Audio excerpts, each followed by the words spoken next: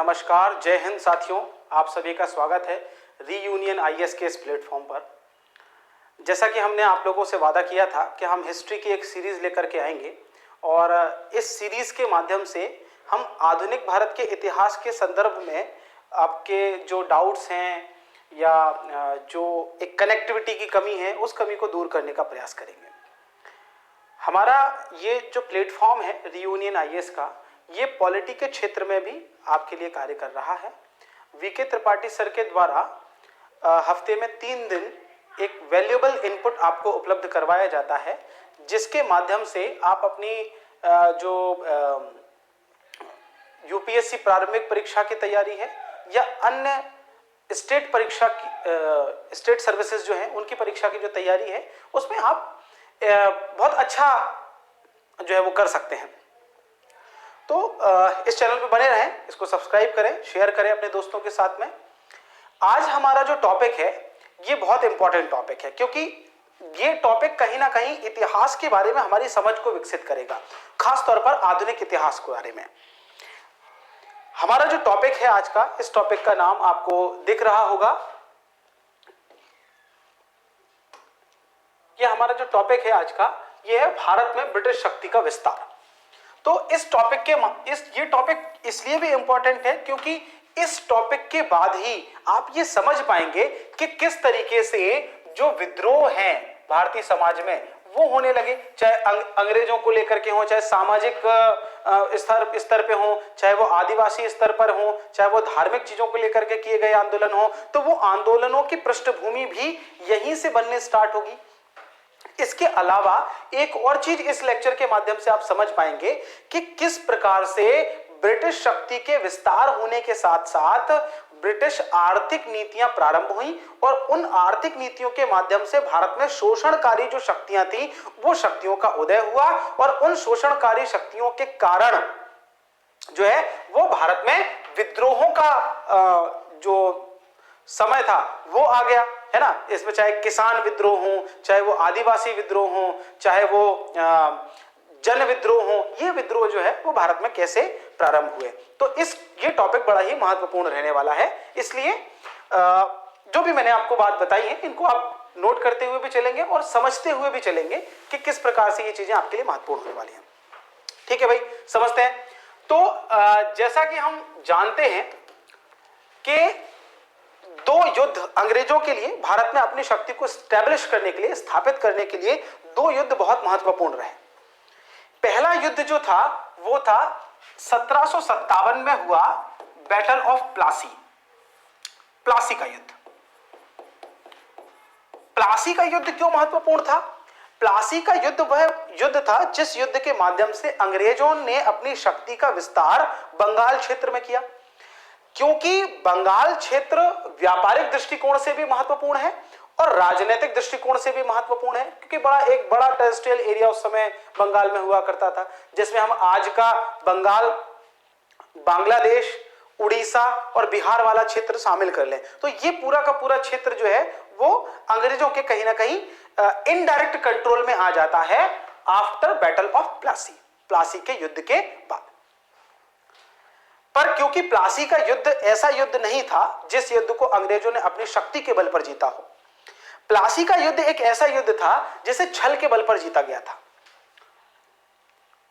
इसी कारण जो भारतीय राजा थे उन राजाओं की नजर में अंग्रेज अभी एक शक्ति के रूप में नहीं उभरे। अच्छा, इसके अलावा जो बंगाल के जो नवाब हैं वो भी अभी अंग्रेजों को उतना ज्यादा, अंग्रेजों की सुप्रीमेसी को एक्सेप्ट नहीं कर रहे हैं, है ना। इतना ज्यादा अंग्रेजों की जो सर्वोच्चता है उसको स्वीकार नहीं कर रहे हैं। और यही कारण रहा कि जो बंगाल के नवाब रहे, मीर जाफर, फिर मीर कासिम, तो मीर कासिम ने उनके ऊपर कंट्रोल एस्टेब्लिश करने की कोशिश की अंग्रेजों के ऊपर। और इन्हीं चीजों की परिणति जो है वो 1764 के बक्सर के युद्ध में हुई। 1764 में 1764 में जब बक्सर का युद्ध अंग्रेजों के द्वारा लड़ा गया तो एक तरफ अंग्रेजों की शक्ति थी और दूसरी तरफ 3 भारतीय शक्तियां थी।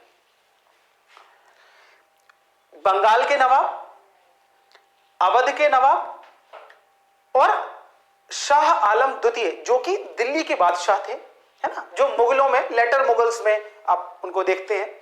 तो ये तीन शक्तियां जब कंबाइंड फॉर्म में आकर के अंग्रेजों से लड़ रही हैं और अंग्रेज 1764 में बक्सर के युद्ध में इन तीनों शक्तियों को हरा देते हैं, तो यहां से अंग्रेजों की वास्तविक शक्ति जो थी वो स्थापित होती है। अब पॉलिटिकली अंग्रेजों की जो शक्ति है वो स्टैब्लिश तो हो गई, लेकिन अंग्रेजों के सामने अभी भी बड़ी चुनौतियां हैं, क्योंकि एक बड़े भूभाग को वो कैप्चर तो कर लेते हैं पर उस पे शासन चलाने के लिए अभी उनके पास ना तो उतना बल है, ना इतने लोग हैं, और ना ही ऐसी कोई पॉलिसीज उनके पास हैं जिन पॉलिसी का प्रयोग करके वो डायरेक्टली इतने बड़े टेरेस्ट्रियल एरिया को, डायरेक्टली इतने बड़े भौगोलिक क्षेत्र को अपने अधिकार में रख सकें या इतने बड़े जो टेरेस्ट्रियल एरिया है उस पर अपनी संप्रभुता स्थापित कर सकें। तो अब मुट्ठी भर अंग्रेज किस तरीके से पूरे के पूरे उस क्षेत्र पर अपना शासन स्थापित करें, उसके लिए कुछ पॉलिसीज बनाना स्टार्ट करते हैं, और यही पॉलिसीज को हम लोग पढ़ेंगे किस टॉपिक के अंतर्गत में, भारत में ब्रिटिश शक्ति के विस्तार वाले टॉपिक के अंतर्गत में। ठीक है, तो देखिए भाई यही है, 1764 में बक्सर का युद्ध जो है वो अंग्रेज जीत जाते हैं, और एक तरीके से 1764 आते आते अंग्रेजों की जो विदेशी प्रतिद्वंदिता थी वो भी समाप्त हो जाती है, और उनकी जो आंतरिक प्रतिद्वंदिता थी वो भी समाप्त हो जाती है, और उनको एक मुक्त क्षेत्र जिसमें अवध का कुछ हिस्सा भी शामिल है, बंगाल का कुछ हिस्सा भी शामिल है, वो उनको इजीली वो उसको जो है अपने कंट्रोल में ले लेते हैं। तो इस पूरे सिस्टम को चलाने के लिए अंग्रेज एक पॉलिसी बनाते हैं जिस पॉलिसी का नाम है द्वैध शासन की नीति। कौन सी नीति भाई? द्वैध शासन की नीति। तो ये द्वैध शासन की नीति वो नीति है जिस नीति के माध्यम से अंग्रेज जो है वो अपना शासन बंगाल में एस्टैब्लिश करेंगे। अब समझेंगे हम ये नीति क्यों लेकर के आए। जब ये नीति चल जाती है, इसके बाद अंग्रेज दोबारा अपनी शक्ति का जब विस्तार करना चाहते हैं तो वो एक दूसरी नीति लेकर के आते हैं जिसे कहा जाता है लॉर्ड वेलेस्ली की सहायक संधि की नीति, subsidiary alliance of Lord Wellesley. ठीक है, ये सेकंड ऐसी पॉलिसी थी जिसके माध्यम से वो अपने पावर का एक्सपांशन करते हैं all over the Indian terrestrial area. जब ये नीति भी चल जाती है, इसके बाद जो है वो लॉर्ड डलहौजी साहब आते हैं और वो अपनी एक नीति लेकर के आते हैं जिसको डॉक्ट्रिन ऑफ लैप्स कहा जाता है, व्यपगतता का सिद्धांत कहा जाता है, व्यपगत की नीति या डॉक्ट्रिन ऑफ लैप्स। तो अंग्रेज अपनी शक्ति विस्तार के लिए 3 बार एक्सेलरेशन करते हैं, 3 बार जो है वो अपनी शक्ति का विस्तार करने की कोशिश करते हैं 3 बड़ी नीतियों के तहत, जिसमें से पहली नीति है द्वैध शासन की नीति, दूसरी नीति है सहायक संधि की नीति, और तीसरी नीति है व्यपगत सिद्धांत की नीति या डॉक्ट्रिन ऑफ लैप्स की पॉलिसी। ठीक है, अच्छा, ये वो समय है जिस समय तक अंग्रेज जो है वो बहुत हद तक यह भी समझ चुके हैं कि जो भारतीय हैं इनके भीतर किसी भी प्रकार की कोई ठोस राष्ट्रवादी विचारधारा नहीं है। ठीक है, किसी प्रकार की कोई ठोस राष्ट्रवादी विचारधारा नहीं है। मतलब भारतीय एक दूसरे से लड़ रहे हैं, भारतीय विदेशियों की सहायता ले रहे हैं, और ये अभी से नहीं, ये बिल्कुल एंशिएंट टाइम से भी आप अगर देखेंगे तो वहां पे भी यही गतिविधियां चलती आ रही हैं।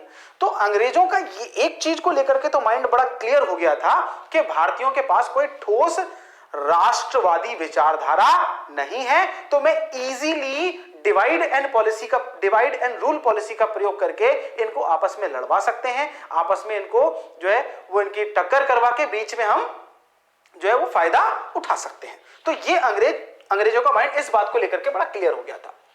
तो पहली पॉलिसी को हम लोग समझना शुरू करते हैं, लॉर्ड क्लाइव की द्वैध शासन की नीति। अब ये द्वैध शासन की नीति है क्या? मैंने बताया आपको 1764 में अधिकार हो गया, बक्सर का युद्ध जीत लिया, बंगाल वाले क्षेत्र पे कैप्चर कर लिया। आपको पता है 1765 में 2 इलाहाबाद की संधियां होती हैं, है ना, और वो इलाहाबाद की संधियों के माध्यम से कहीं ना कहीं जो शाह आलम सेकंड है, दिल्ली के मुगल बादशाह हैं लेटर मुगल्स में, उनको भी अंग्रेज अपने कैप्चर कर लेते हैं। तो ऐसी परिस्थिति में अंग्रेजों के सामने एक ये था कि वो डायरेक्ट शासन करें, सीधा सीधा रूल करें, लेकिन क्योंकि वो भारत की शासन व्यवस्था को समझते नहीं, दूसरी बात, अंग्रेज अधिकारियों की संख्या नहीं है उनके पास। जब आप डायरेक्ट रूल एस्टेब्लिश करेंगे as a foreigner, as a अंग्रेज, अगर आप पूरे के पूरे, भाई आपको बंगाल मिल गया है, आपको अवध वाला हिस्सा मिल गया है ना, आपने शाह आलम द्वितीय को भी हरा दिया है, तो एक बड़ा क्षेत्र आपके कब्जे में आ गया है। अब आप उस पर पॉलिटिकली एक्टिव होना चाहते हैं, बट साम्राज्य तो आपने चुटकी में जीत लिया, लेकिन उतने ज्यादा अंग्रेज अधिकारी आप चुटकी में थोड़ी ला सकते हैं, और ये वो समय भी नहीं है कि आप हवाई जहाज से अंग्रेजों को ले आए, है ना। तो अंग्रेज अधिकारियों की संख्या सीमित थी कंपनी के पास, इस वजह से वो डायरेक्ट शासन नहीं कर सकता था। दूसरा, कंपनी के पास अभी भी विदेशी चुनौतियां हैं, फ्रांसीसियों की चुनौती है कंपनी के बाद।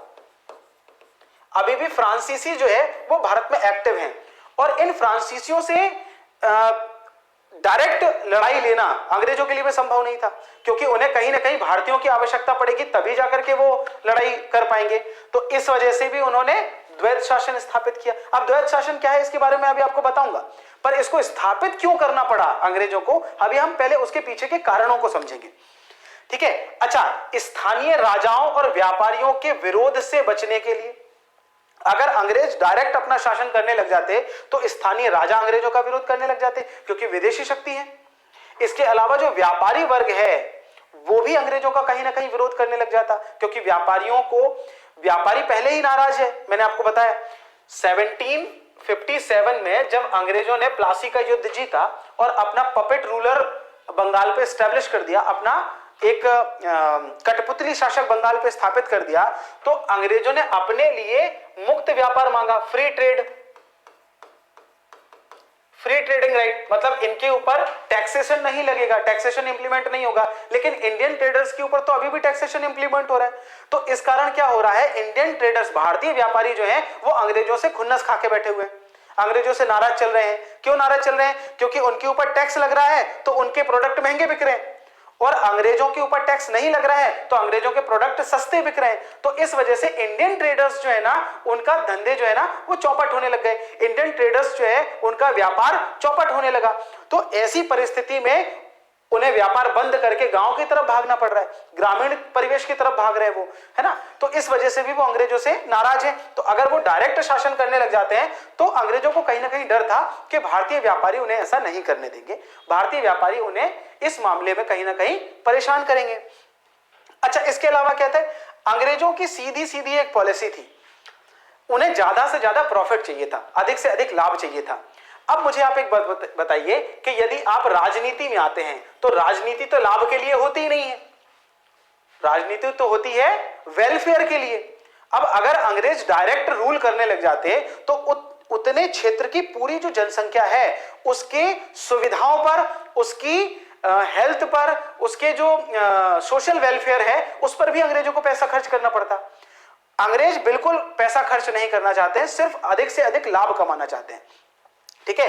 तो एक ये भी पॉलिसी थी कि वो अधिक से अधिक लाभ कमाना चाहते हैं, इस वजह से भी उन्होंने अपने आप को एज अ ट्रेडर ही रखा, एक व्यापारी के तौर पर ही रखना चाह रहे हैं, ठीक है।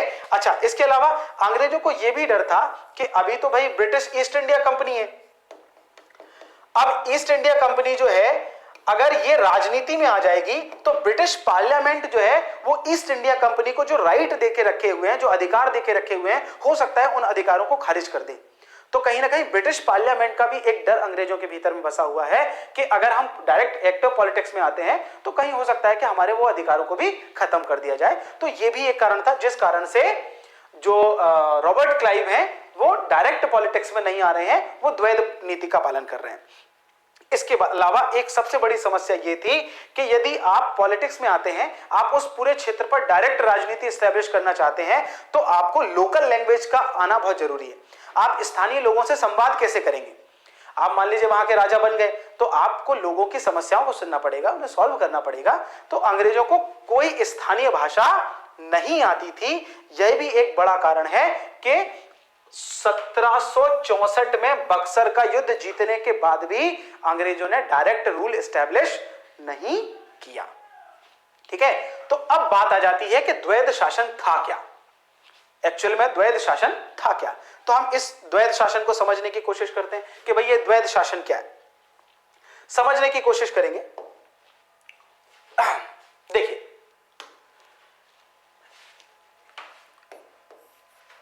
कहीं पर भी अगर कोई शासन करते हैं तो दो प्रकार के नियम होते हैं। एक होते हैं राजस्व संबंधी अधिकार, रेवेन्यू रिलेटेड राइट्स, और एक होता है लोक कल्याण, है ना, पब्लिक वेलफेयर। तो अंग्रेजों ने जो 1764 में जो द्वैध शासन लागू किया है, जो डायरेक्टरी लागू की है, उसमें जो राजस्व संबंधी मामला है, यानी पैसे से रिलेटेड जो भी मामला है, उसके मालिक तो बन गए अंग्रेज। यानी राजस्व पूरा आएगा किसके पास? हमारे पास, ठीक है। और बंगाल में एक कठपुतली शासक नजमुद्दौला को बिठा दिया गया कि भाई राजा तो आपका ये है, नवाब साहब तो ये हैं, ठीक है, लेकिन उनके जो राजस्व संबंधी अधिकार हैं वो सब हमारे पास है। अच्छा, अंग्रेजों ने नजमुद्दौला को बना दिया पेंशनर, वो पेंशन ले रहे हैं, ठीक है, क्या ले रहे हैं? पेंशन ले रहे हैं, ठीक है। अच्छा, अब मुझे एक बात बताइए कि राजा को करना है वेलफेयर, है ना, और अंग्रेजों को केवल रेवेन्यू यानी टैक्स कलेक्ट करना है, टैक्स लेंगे ये, है ना। सैलरीज जो है, जो भी लोगों को सैलरी देंगे, जो भी अधिकारी नियुक्त किए जाए, उनको सैलरी सब यही देंगे, राजा को सैलरी देने का काम नहीं है। तो अब मुझे एक बात बताइए कि एक राजा जिसको वेलफेयर करना है, उसके पास पैसे ही नहीं है, तो वो वेलफेयर कैसे करेगा? लोगों को कल्याण कैसे करेगा? तो क्या होगा? सीधी सी बात है, लोगों का जो कल्याण होना चाहिए वो कल्याण नहीं हो रहा होगा, लोगों की सुनवाई नहीं होगी, लोग परेशान होंगे, और परेशान होकर के वो किसको बुरा भला वो सोचने लगेंगे, किसके बारे में? नजमुद्दौला के बारे में, नवाब के बारे में, क्योंकि नवाब का काम है ये। तो अब ये तो इंटरनल बात है ना कि नवाब साहब के पास पैसे ही नहीं है, वो वेलफेयर कैसे करेंगे? तो 1764 से लेकर के 1772 तक यही व्यवस्था चल रही है द्वैध शासन की। अच्छा, अब आप देखोगे ये जो 8 साल का गैप है, इस 8 साल में अंग्रेजों ने क्या किया है? निचले स्तर से लेकर के ऊपर तक के स्तर के जितने भी अधिकारी थे, उन सब की वफादारी अंग्रेजों के प्रति हो गई। अब बिल्कुल बेसिक सा कॉन्सेप्ट है, उसको समझ लीजिए। जो व्यक्ति सैलरी देगा, एम्प्लॉय की वफादारी उसी व्यक्ति के प्रति होगी। तो सैलरी दे कौन रहा है? तनख्वाह कौन दे रहा है? अंग्रेज दे रहे हैं। तो नीचे से लेकर के ऊपर तक के जितने भी हिंदुस्तानी व्यक्ति हैं जो शासन प्रशासन में मदद कर रहे हैं, वो सब अंग्रेजों के प्रति वफादार हो गए। क्योंकि इस समय नजमुद्दौला तो एक बच्चा है, नजमुद्दौला तो एक छोटा सा बालक है, ठीक है। तो आप देखेंगे इस समय अंग्रेजों के राजस्व में अभूतपूर्व वृद्धि हुई। मैं कंपनी की बात नहीं कर रहा हूं, कंपनी के पैसे नहीं बढ़े, कंपनी तो घाटे में गई। इंडिविजुअल जो अंग्रेज भारत में थे उन सब के पैसे बढ़े। अब इन सब बातों से ब्रिटिश पार्लियामेंट में खलबली मच गई। ब्रिटिश पार्लियामेंट सोच रही है कि ईस्ट इंडिया कंपनी के पास तो कुछ नहीं बढ़ रहा है, लेकिन ईस्ट इंडिया कंपनी के जो एम्प्लॉइज हैं उनके पास तो बहुत कुछ बढ़ रहा है। तो कहा जाता है एक गोपनीय कमेटी बनाई गई, एक गोपनीय समिति बनाई गई। उस समिति ने अपनी एक रिपोर्ट दी और उस रिपोर्ट के आधार पर ब्रिटिश पार्लियामेंट में एक संशोधन हुआ और उस संशोधन के तहत कंपनी को रेगुलेट करने का काम किया गया। और इस प्रकार से भारत में पहली बार 1773 में पहला रेगुलेटिंग एक्ट आता है। और यहीं से यही वो घटना है जिससे हमारे देश के संविधान का निर्माण प्रारंभ होगा, ठीक है। तो कहीं ना कहीं आप देखेंगे कि हमारे देश के संविधान का निर्माण के लिए जो एक पहला रेगुलेटिंग एक्ट आया था कंपनी को रेगुलेट करने के लिए, वहीं से हमारे देश के संविधान का निर्माण प्रारंभ होता है। उसके पीछे एक बड़ा रिस्पॉन्सिबल फैक्टर है लॉर्ड क्लाइव का द्वैध शासन पॉलिसी, ठीक है। एक 1770, क्योंकि कंपनी को रेगुलेट करना था उनको कि कंपनी में जो भ्रष्टाचार है उसको रेगुलेट करना है, कंपनी के जो एम्प्लॉइज हैं जो सिर्फ और सिर्फ लाभ के लिए काम करने लगे हैं उनको रेगुलेट करना है। तो इस तरीके की चीजें जो है वो इसमें हुई। तो मेरे ख्याल से आपको ये समझ में आ गया होगा कि द्वैध शासन लागू करने के पीछे कारण क्या था। साथ ही साथ आपको यह भी समझ में आ जाना चाहिए कि द्वैध शासन से अंग्रेजों को क्या क्या लाभ हो रहा होगा, ठीक है। नहीं समझ में आया तो मैं इसको और एक्सप्लेन कर देता हूं, समझिए। द्वैध शासन से अंग्रेजों को क्या क्या लाभ हुआ। एक तो कंपनी के अधिकारियों की सीमित संख्या के चलते भारतीय प्रशासनिक अनुभवों का लाभ और भाषा का लाभ मिल पाया। अधिकारी तो कम है ना, जो भारत के लोग हैं। अब द्वैध शासन से क्या हुआ, भारत के लोगों को ऐसा लग रहा है कि वो नवाब साहब के लिए काम कर रहे हैं, पर एक्चुअली में काम किसके लिए कर रहे हैं, कंपनी के लिए। तो भारतीय लोगों को कंपनी ने अपने हित में काम करवाया और पता भी नहीं चलने दिया। तो पहला तो लाभ यही हो गया। दूसरा, ब्रिटिश संसद के हस्तक्षेप से बच गई, कम से कम 1773 तक तो बच ही गए। 1773 में ब्रिटिश पार्लियामेंट हस्तक्षेप करेगी, उससे पहले तो बच ही गए। ठीक है। अच्छा, कंपनी को इंग्लैंड में अभी भी एक व्यापारिक कंपनी समझा जा रहा है। देखिए मैंने इससे पहले बताया था आपको, है ना, कंपनी अपने आप को व्यापारिक उसमें जो है वो दिखाना चाह रही है। ठीक है। अच्छा, बंगाल का प्रत्यक्ष शासन कंपनी के पास ही आ गया। ठीक है, मतलब प्रत्यक्ष शासन जैसी स्थिति भी आ गई और प्रत्यक्ष शासन हुआ भी नहीं। ठीक है, इस तरीके की चीजें हुई। और विदेशी कंपनियों की चुनौती, यानी फ्रांसीसियों और पुर्तगालियों से जो चुनौती मिल रही थी, जो संघर्ष हो रहा था, उससे भी कंपनी को बचाव हो गया। तो ये सारी की सारी जो सुविधाएं हैं, ये द्वैध शासन के कारण अंग्रेजों को मिली। ठीक है, चलिए नेक्स्ट पॉलिसी समझते हैं हम लोग अब। अच्छा, और भी इसमें इंपॉर्टेंट है भाई कि स्थानीय राजाओं और व्यापारियों के विरोध से बचाव हो गया। देखो जो जो हमने उसमें कारण लिखे थे कि ये चीजें हैं, वही सब चीजें आ रही है। राजनीतिक क्रांति के भय की समाप्ति हो गई, मतलब आप देखेंगे कि अंग्रेजों के ऊपर किसी प्रकार का कोई किसी दूसरे राज्य ने हमला नहीं किया, है ना, उससे बच गए। अच्छा, इससे के अलावा अंग्रेजों को पर्याप्त समय मिल गया स्ट्रेटजी बनाने के लिए, स्ट्रेटजी को रिव्यू करने के लिए, पर्याप्त धन इकट्ठा हो गया, क्योंकि बंगाल बड़ा धनी उस समय क्षेत्र हुआ करता था। तो बंगाल के पूरे पोर्ट एरिया पर उन्होंने कब्जा कर लिया, तो उनको ट्रेडिंग में बड़ी सुविधा हो गई। ठीक है, इस प्रकार की चीजें हुई। अच्छा, ये चीजें हो गई। अब द्वैध शासन के दुष्प्रभावों की बात करेंगे। मैं एक बात और आपको बता देता हूं कि ये जो पीछे आपको दिख रहा है, ये पीपीटी के पीडीएफ के फॉर्मेट में मैं टेलीग्राम चैनल पर आपको अवेलेबल करवा दूंगा। तो आप हमारे संस्थान के टेलीग्राम चैनल, जो कि आपको डिस्क्रिप्शन बॉक्स में मिल जाएगा, रियूनियन आईएएस के टेलीग्राम चैनल को आप ज्वाइन कर लें, है ना, उस पर आपको ये पीपीटी के पीडीएफ के फॉर्मेट में मिल जाएगा। इसके अलावा एक और बात मैं आपको बता देता हूं, यदि आपको इतिहास में किसी भी विषय, किसी भी टॉपिक में कोई प्रॉब्लम है, तो आप उस टॉपिक को हमें कमेंट बॉक्स में बता दें, ताकि मैं उसी टॉपिक पर आपको स्पेसिफिक वीडियो बना करके उपलब्ध करवा सकूं। ठीक है, वापस आ जाते हैं। द्वैध शासन के दुष्प्रभावों की यदि बात करें, तो दुष्प्रभाव अंग्रेजों के लिए तो नहीं थे, हम इंडियंस के लिए थे दुष्प्रभाव। अंग्रेजों को तो इसका जाहिर सी बात है फायदा ही हुआ। पहला दुष्प्रभाव यह हुआ कि केंद्रीय सत्ता का अभाव हो गया। मतलब केंद्र में नजमुद्दौला साहब तो कठपुतली शासक बने बैठे हुए हैं, छोटा सा बच्चा है वो, है ना। अच्छा, अराजकता और असंतोष की भावना जो है वो पनपने लगी, है ना। एक अनार्किस्ट फीलिंग जो है वो पूरे के पूरे मामले जो है वहां पर डेवलप हो गई। अच्छा, ये अराजकता और असंतोष जो है ना, यही फीलिंग जो है वो लीड करेगी आगे विद्रोहों को जन्म देने में। आप देखेंगे शुरुआती विद्रोह जो पैदा होंगे वो बंगाल से ही होंगे, है ना। चाहे उसमें आप देखेंगे, चाहे वो सन्यासी विद्रोह हो, ठीक है, सन्यासी विद्रोह हो, है ना, कोई भी आप देखेंगे शुरुआती विद्रोह जो है ना, जिससे आनंद मठ में जो बंकिम चंद्र चटर्जी द्वारा आनंद मठ लिखी गई है, उसमें सन्यासी विद्रोह के बारे में बताया गया। तो वो चीजें आपको यहां से मिलेंगी। इसके अलावा इकोनॉमिकल जो दुष्प्रभाव होंगे वो ये होंगे कि अंग्रेजों का जो मुक्त व्यापार है वो मिलेगा। अच्छा देखो, जब अंग्रेजों को मुक्त व्यापार मिलेगा, फ्री व्यापार मिलेगा, क्योंकि अंग्रेज ही सारी पॉलिसी बना रहे हैं, तो वो अपने अकॉर्डिंग पॉलिसीज बनाएंगे, तो भारतीय व्यापारी जो है वो खत्म होने लग जाएंगे। अब भारतीय व्यापारी अगर खत्म होने लग जाएंगे, आप समझे, जब भारतीय व्यापारी खत्म होने लग जाएंगे तो ये सब के सब भागेंगे गांव की तरफ। तो गांव में कृषि जो पहले से ही मानसून का जुआ कही जाती है, इस कृषि पर अतिरिक्त दबाव बढ़ने लग जाएगा। अच्छा, जब कृषि पर अतिरिक्त दबाव बढ़ेगा और इधर अंग्रेज किसानों से ज्यादा टैक्स वसूलेंगे, तो किसानों के अंदर असंतोष पैदा होगा और ये किसान विद्रोह करने लग जाएंगे, जो आपको किसान विद्रोह के रूप में दिखाई देगा, है, समझने की बात करिएगा। अच्छा, दूसरी बात है, इधर भारतीयों का व्यापार से जब खात्मा हो जाएगा तो अंग्रेज ही अकेले व्यापारी रह जाएंगे, तो उनकी ट्रेडिंग मोनोपोली स्टैब्लिश हो जाएगी, व्यापारिक एकाधिकार स्थापित हो जाएगा।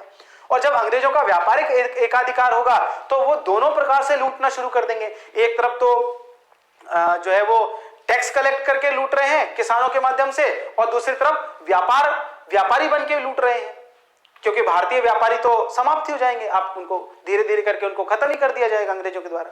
ठीक है, इस तरीके की चीजें होंगी। तो ये एक पॉइंट यहां पर बन जाता है। दूसरा देखते हैं भाई। अब दूसरा हमारा जो पॉलिसी है वो है लॉर्ड वेलेस्ली की सहायक संधि।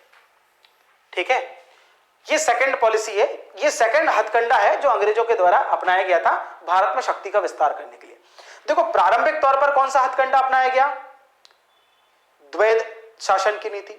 फिर दूसरा, लॉर्ड वेलेस्ली साहब जो है वो 1798 में भारत में आते हैं, 1798 में भारत में आ जाते हैं गवर्नर जनरल बनके,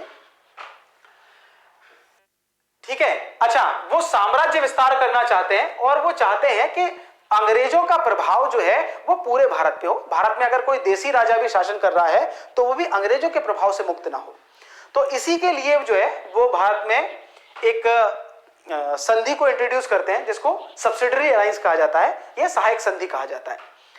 सहायक संधि का एक्चुअल में जो अर्थ होता है भारतीय संदर्भ में सहायक संधि उस अर्थ में प्रयुक्त नहीं हुई है। सहायक संधि का वास्तविक अर्थ यह होता है कि जब दो इक्विवेलेंट पावर, जब दो समान शक्तियां, जब दो इक्विवेलेंट पावर, समान शक्तियां एक दूसरे का सहयोग करने के लिए आपस में संधि करती हैं तो उसे सहायक संधि कहा जाता है ना। When two equivalent power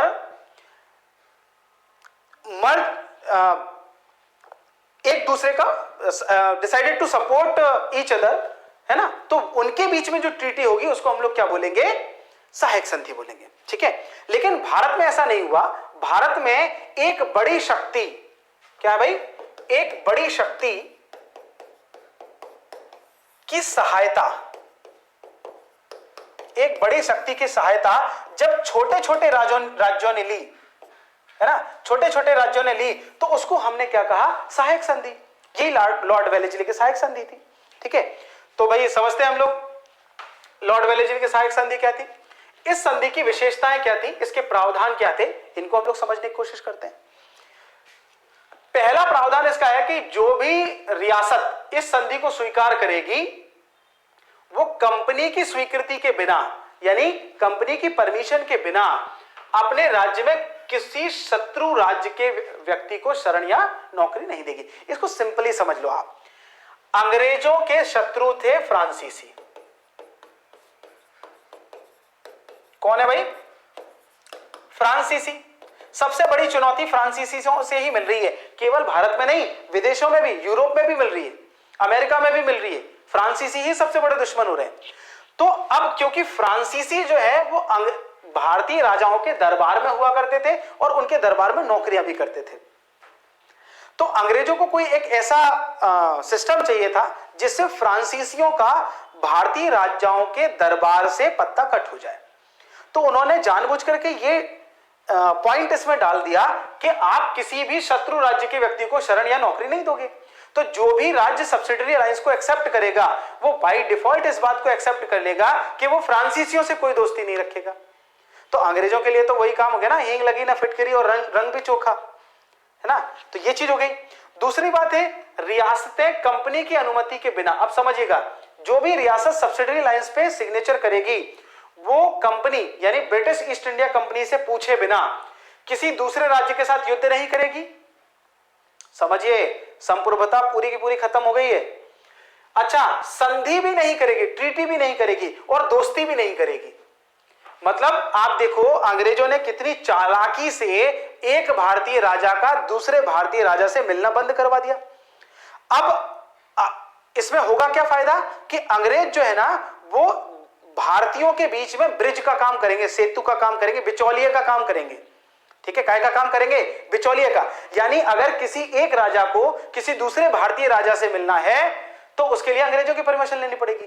अब अंग्रेज जो पॉलिसीज बताएंगे वही करेगा। तो एक तरीके से अंग्रेजों ने अपनी हेजोमोनी एस्टेब्लिश कर ली है राजाओं के बीच में भी, कि कोई भी राजा दूसरे राजा से कोई बात ही तब करेगा जब अंग्रेजों से पूछेगा। ठीक है, दोस्ती भी नहीं कर सकता, दुश्मनी तो कर ही नहीं सकता, खैर दोस्ती भी नहीं कर सकता, दुश्मनी भी नहीं कर सकता है, संधि भी नहीं कर सकता, कुछ नहीं कर सकता। अंग्रेज सबसे बड़ी शक्ति के रूप में उभर जाएंगे। अच्छा, तीसरी क्या है? रियासतों की रक्षा के लिए कंपनी रियासत में अपनी एक सेना रखेगी। अब देखिए बहुत बड़ी बात है ये, मतलब देशी राजा जो होंगे उन राजाओं की जो सेना होगी वो भी कंपनी की होगी। कंपनी रखेगी सेना को और उस कंपनी, वो जो सेना होगी उस सेना का खर्चा राजा उठाएगा। अब यहां दो बातें समझिएगा। राजाओं को ऐसा लग रहा है कि उनकी सुरक्षा का ठेका अंग्रेजों ने ले लिया, तो अब उनको सेना रखने की कोई जरूरत ही नहीं है। अच्छा, अंग्रेज जो है वो छोटी छोटी सैनिक टुकड़ियां हर राज्य में रख रहे हैं, लेकिन उनकी कंबाइंड आर्मी जो है ना वो बहुत बड़ी हो गई। अच्छा, ये जो अंग्रेजों की सेना है ये कभी भी राजा का ऑर्डर नहीं है, ये तो अंग्रेजों का ही ऑर्डर मानेगी ना, ये तो अंग्रेजों का ही ऑर्डर मानेगी। ठीक है, तो राजा कभी अगर अंग्रेजों के विरोध में जाना चाहेगा तो जा ही नहीं पाएगा, क्योंकि उसके पास उसकी कोई व्यक्तिगत सेना ही नहीं है। दूसरा क्या है कि राजा को केवल और केवल जो वर्ल्डली थिंग्स हैं उनमें लगा दिया। राजा सेना रखेगा नहीं, सेना अभ्यास नहीं करेगा, युद्ध नहीं करेगा, किसी प्रकार की कोई चीज नहीं करेगा। राजा को तो सीधा सीधा पैसा आ रहा है और वो जो लोक लुभावन चीजें उनमें इन्वॉल्व हो जाएगा, वो शराब पीने लग जाएगा, है ना, वो अपने चारित्रिक उसके जो गुण हैं उनसे गिर जाएगा, वो जनता की सहायता, जनता के कल्याण के लिए जो कार्य करता है उन कार्यों को नहीं करेगा। तो ऐसी स्थिति में राजा जो है ना वो जनता से भी दूर हो रहा है और प्रशासन से भी दूर हो रहा है, और अंग्रेज उतना ही प्रशासन और जनता के नजदीक जा रहे हैं, है ना। समझने की कोशिश करिएगा, है ना। तो सारी की सारी अंग्रेजों की सेना होगी, लेकिन उस सेना का खर्चा कौन उठाएगा? अंग्रेज उठाएंगे, राजा उठाएगा। अब राजा के पास कोई ऑप्शन नहीं बचा, उसकी खुद की तो कोई सेना है ही नहीं। इसके अलावा भारतीय राजाओं के आंतरिक शासन में कोई दखल नहीं दिया जाएगा, यह केवल दिखाने का पॉइंट था। अंग्रेज बिल्कुल दखल देते थे, जितने भी भारतीय राजा थे उनके जो भी प्रशासनिक और आंतरिक मामले थे उनमें सब में दखल देते थे। अच्छा, वो दखल किस बेसिस पे देते थे? क्योंकि अंग्रेज जो है ना वो राजाओं से जो सैलरी मांग रहे हैं, जो तनख्वाह मांग रहे हैं, जो पैसे मांग रहे हैं, वो राजा दे नहीं पा रहे। जब राजा पैसे नहीं दे पा रहा है तो फिर ये आंतरिक मामलों में हस्तक्षेप करने लग जाते थे, क्योंकि राजा तो कुछ बोल ही नहीं पाएगा ना, वो कर्जे में है, खुद ही कर्जे में। अच्छा, इसका रिजल्ट ये निकलेगा कि उसको बड़े बड़े अपने राज्य के हिस्से जो है वो अंग्रेजों को देने पड़ेंगे, और इस तरीके से जो अंग्रेजों का एम्पायर है वो लगातार बड़ा होता जाएगा, है ना। एक ये चीज भी होगी। इसके अलावा हम समझने की कोशिश करते हैं कंपनी के आंतरिक और बाह्य आक्रमण से जो कंपनी है वो राजा की रक्षा करेगी इंटरनल और एक्सटर्नल अटैक से। एक्सटर्नल अटैक तो कोई होगा नहीं, अंग्रेजों का ही अटैक होगा इनके ऊपर। ठीक है, चलिए, तो सहायक संधि से कंपनी को क्या क्या लाभ हुए हम लोग इन बातों पे भी चर्चा कर लेते हैं। देसी रियासतों से फ्रांसीसियों का प्रभाव खत्म हो गया, जैसा कि मैंने अभी ऊपर डिटेल में आपसे बात की थी। फ्रांसीसियों का इफेक्ट खत्म हो जाएगा, तो अब विदेशी शक्तियों में केवल एक ही शक्ति बचेगी। कौन सी शक्ति? अंग्रेजों की शक्ति। फ्रांसीसियों की शक्ति कमजोर हो गई, बचा ही नहीं है। बाकी पुर्तगाली वगैरह जो भी थे वो तो सबको प्रभाव पहले ही छीन कर चुके हैं, तो अब केवल और केवल कौन बचे हैं? अंग्रेज ही बचे हैं। देशी राजाओं को कमजोर कर दिया है तो सिर्फ अंग्रेज बचे हैं, है ना। इतनी चीजें। इसके अलावा राजनीतिक रूप से भारत में कंपनी का प्रभुत्व स्थापित हो गया, पॉलिटिकल सुप्रीमेसी स्टैब्लिश हो गई है कंपनी की, है ना, पॉलिटिकली एक्टिव हो गई है कंपनी, है ना। चलिए, इस प्रणाली के तहत कंपनी को भारतीय राज्यों के खर्चे पर एक विशाल सेना संगठित करने का मौका मिल गया। मैंने थोड़ी देर पहले ही डिस्कशन किया था आपसे कि कंपनी की सेना है पर रह कहां रही है। अब मान लीजिए कि राजा को अगर अंग्रेजों से ही कोई तकलीफ हो तो उसकी अंग्रेजों की सेना अंग्रेजों के खिलाफ थोड़ी लड़ेगी। राजा अकेला पड़ गया, राजा को तकलीफ होगी तो राजा ही को समस्या आएगी, तो वो राजा अंग्रेजों का विरोध नहीं कर सकता है, तो कहीं ना कहीं कठपुतली बन गए सारे के सारे राजा। ठीक है, चलो। इसके अलावा भारतीय राज्य जो है वो अंग्रेजों के विरुद्ध कोई संघ नहीं बना सकते थे, यानी भारतीय राजा आपस में भी कोलैब होकर के अंग्रेजों से नहीं लड़ पा रहे थे। ठीक है, ये भी इस चीज में हो गई।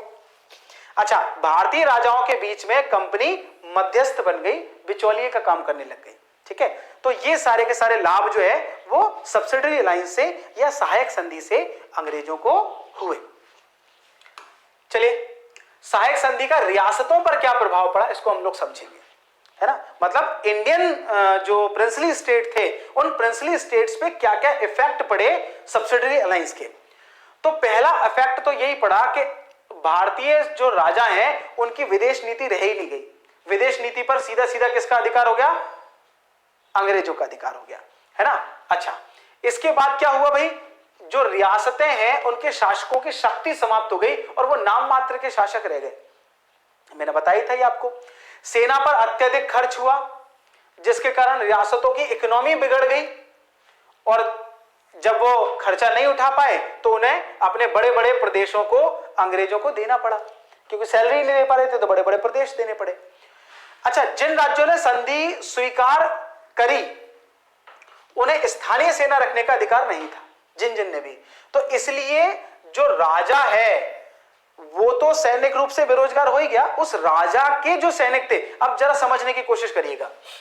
मैंने आपको बताया था व्यापारी कहां चले गए, अभी व्यापारी कहां चले गए हैं, गांव, खेती करने लग गए। अच्छा मुझे एक बात बताओ, जिन लोगों ने भी संधि स्वीकार कर ली, देखो जिन लोगों ने भी संधि स्वीकार कर ली, उनकी लोकल सेना खत्म हो जाएगी, डिसमेंटल हो जाएगी। अच्छा सैनिक जो है वो किसके बेटे हैं, किसानों के।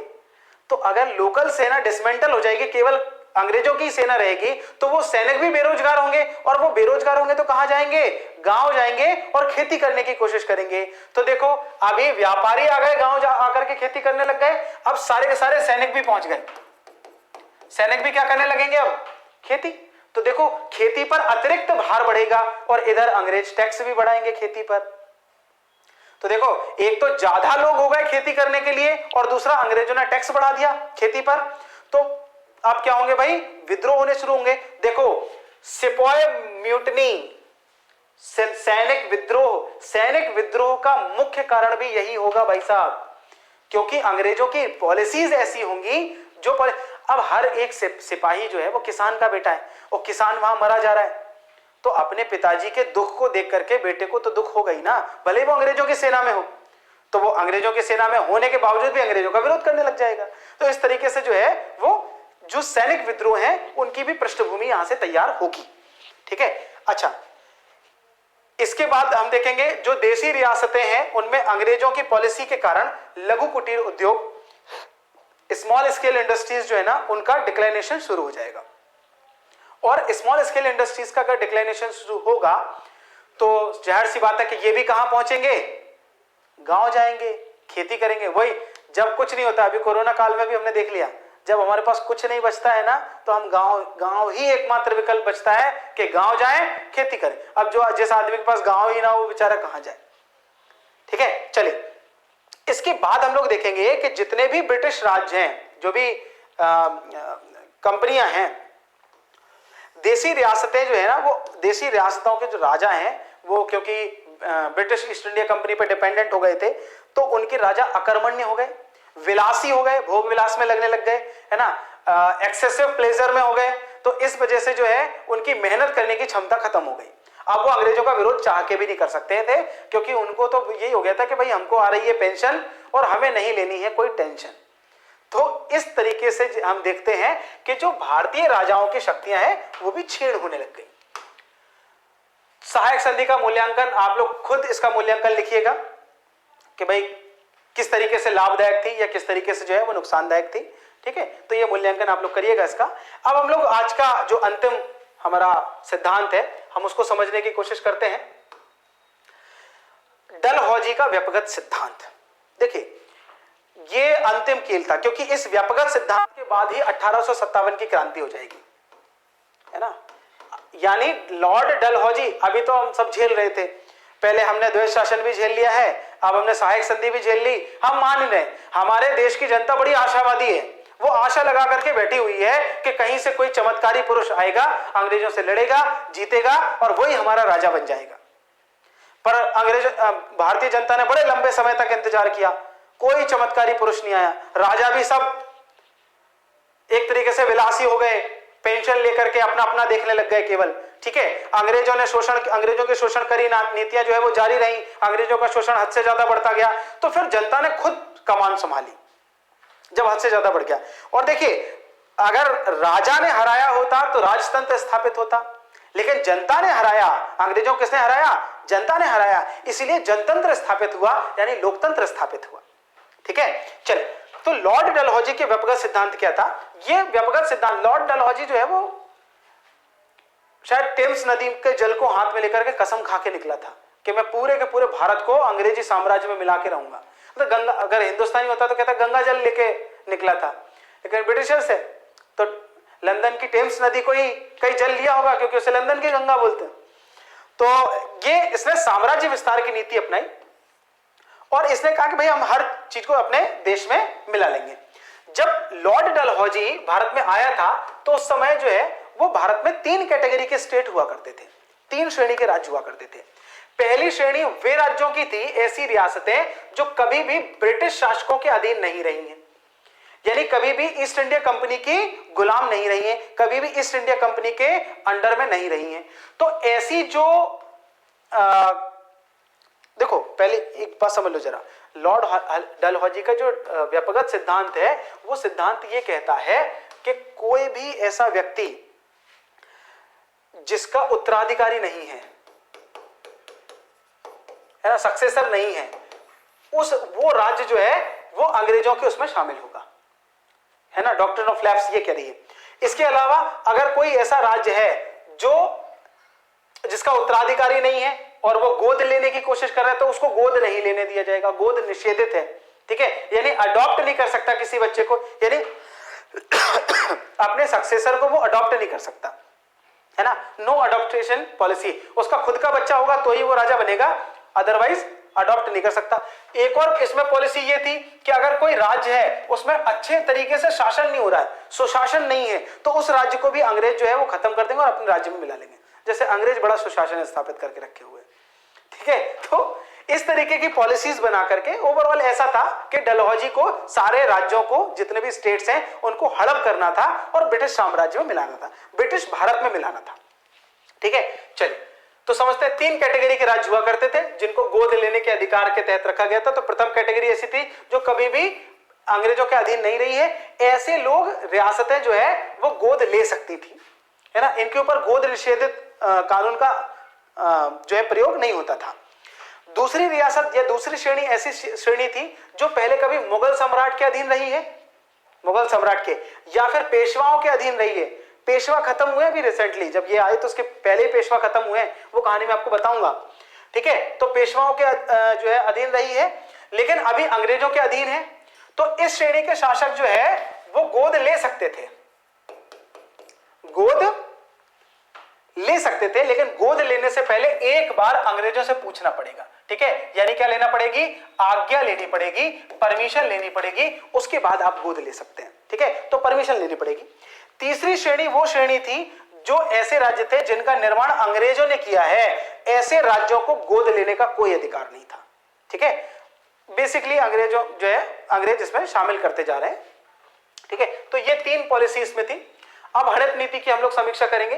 हड़प नीति के कारण क्या हुआ, ब्रिटिश साम्राज्य की सीमाएं जो है वो अत्यधिक विस्तारित हो गई, बहुत ज्यादा बढ़ गई, बहुत सारे राज्यों को जो है अंग्रेजों ने अपने इस राज्य में मिला लिया, ठीक है। नैतिक और न्यायिक रूप से जो है वो इसका समर्थन नहीं किया जा सकता है, क्योंकि अंग्रेजों ने केवल अपना शक्ति प्रदर्शन करने के लिए इसका प्रयोग किया, ठीक है। तो ये सारी चीजें जो है वो हड़प नीति के तहत हुई हैं, है ना। तो आज का हमारा लेक्चर यहीं तक है। इसमें मैंने आपको 3 पॉलिसीज बताई हैं। पहली पॉलिसी आपको कौन सी बताई है भाई, द्वैध शासन। दूसरी पॉलिसी मैंने कौन सी बताई है, सहायक संधि, बिल्कुल सही बात है। तीसरी पॉलिसी मैंने आपको बताई है हड़प नीति, ठीक है। अब हम लोग जो नेक्स्ट लेक्चर होगा उसमें हम लोग भारत में ब्रिटिश शासकों की आर्थिक नीतियां और उनका प्रभाव, ब्रिटिश शासकों की आर्थिक नीतियां कौन सी हैं और उनका प्रभाव कौन सा है, उस पर चर्चा करेंगे, ठीक है। तब तक के लिए जय हिंद, जय भारत।